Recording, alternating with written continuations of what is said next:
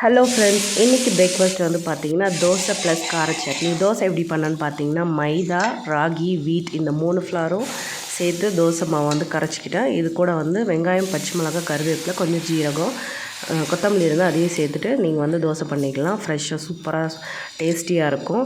And chutney வந்து பார்த்தீங்கன்னா ஒரு 2-3 தக்காளி, பழுத்த தக்காளி, அது கூட வீட்டிலேயே அரைச்ச மிளகாய்த்தூள், குழம்பு மிளகாய்த்தூள் இருக்கு இல்லையா, அதுவும் அது கூட ஒரு 4-5 பல் பூண்டு, கொஞ்சமாக உப்பு சேர்த்து நல்லா அரைச்சி எடுத்துகிட்டு அதை வந்து தாளிச்சிடணும். அதாவது எண்ணெய் பிரிஞ்சு வர அளவுக்கு எண்ணெய் ஊற்றி கடுகு, உளுத்தம்பருப்பு, கருவேப்பிலை, ஜீரகம்லாம் போட்டுட்டு அந்த அரைச்சி வச்ச இந்த டொமேட்டோ பேஸ்ட்டை சேர்த்துட்டு எண்ணெய் பிரிஞ்சு வர அளவுக்கு தாளிச்சிட்டு இந்த தோசையும் இந்த சட்னி வச்சு சாப்பிட்டிங்கன்னா சூப்பர் காம்பினேஷன். நீங்களும் ட்ரை பண்ணி பாருங்கள்.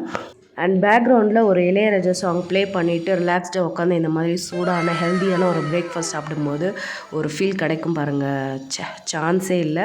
ஸோ உங்கள் வீட்டில் இன்றைக்கி என்ன மாதிரியான பிரேக்ஃபாஸ்ட் பண்ணிங்க அப்படின்றத கமெண்ட்டில் மென்ஷன் பண்ணுங்கள். மேலும் இந்த மாதிரியான டிஃப்ரெண்ட்டான ஹெல்த்தியான ரெசிபிக்கு நம்மளோட சேனலை மறக்காமல் சப்ஸ்கிரைப் பண்ணிக்கோங்க. Until then tata, bye bye, take care.